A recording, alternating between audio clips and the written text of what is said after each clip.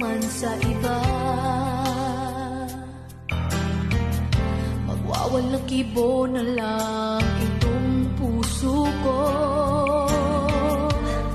walang sumbat na maririnig.